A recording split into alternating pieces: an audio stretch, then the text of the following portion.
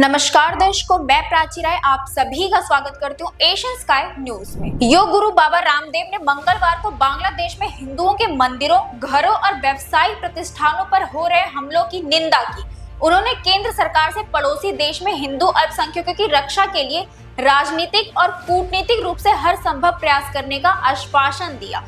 उन्होंने कहा कि कुछ लोग भारत में भी अस्थिरता पैदा करने के इरादे से सोशल मीडिया पर बांग्लादेश की घटना का महिमा मंडन कर रहे हैं। उनके खिलाफ सख्ती बरतने की जरूरत है। वहीं रामदेव बाबा ने आगे कहा कि बांग्लादेश में हमारे हिंदू भाइयों बहनों पर किसी भी प्रकार की क्रूरता, जुल्म, जाति ना हो, ना इंसाफी ना हो, इसके लिए पूरे देश को एकजुट होना होगा। जिस तरह से दुनिया में इस्लामिक कट्टरवाद बढ़ रहा है और अब भारत के पड़ोस में भी उसने दस्तक दे दी है, वह हमारे देश के लिए बहुत ही खतरनाक हो सकता है।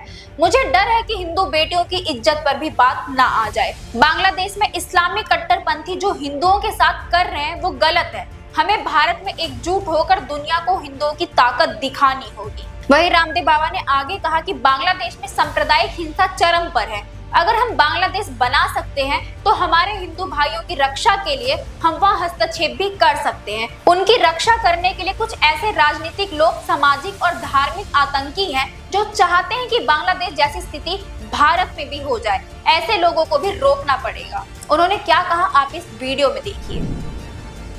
बांग्लादेश में हमारे हिंदू भाइयों पर किसी भी प्रकार की कोई क्रूरता, अत्याचार, जुर्म, जाति ना हो। चाहे वहाँ पर हमारे हिंदू भाई हैं जो व्यापार कर रहे हैं, या जो हमारे वहाँ पर हिंदू मंदिर हैं, या हमारे भारतीय वहाँ पर जो नागरिक रह रहे हैं, उनके साथ किसी प्रकार की कोई नाइंसाफी ना हो। इसके लिए पूरे देश को एकजुट रहना होगा।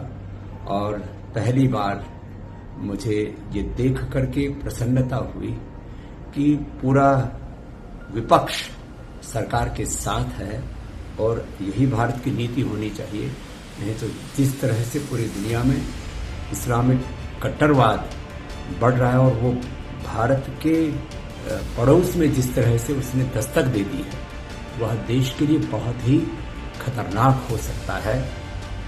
ये एकजुटता हमारी आगे भी रहनी चाहिए। कोई यहाँ पर आरक्षण के नाम पर, कोई जाति के नाम पर, कोई अलग अलग प्रकार के मजहबी उन्माद के नाम पर देश को जो बांटना चाहता है, ये ठीक नहीं। वहीं बांग्लादेश में हिंदू अल्पसंख्यकों को निशाना बनाए जाने पर आरएसएस के वरिष्ठ नेता भैयाजी जोशी ने भी प्रतिक्रिया दी है। उन्होंने कहा कि बांग्लादेश मामले पर भारत सरकार उचित कदम उठाए। हम सरकार से निवेदन कर रहे हैं कि वहां के हिंदू सुरक्षित रहें, यह सुनिश्चित किया जाए। हमें विश्वास है कि सरकार उचित कदम उठाएगी। बाबा रामदेव और भैयाजी जोशी के बयान बांग्लादेश में शेख हसीना सरकार के पतन के एक दिन बाद आए हैं।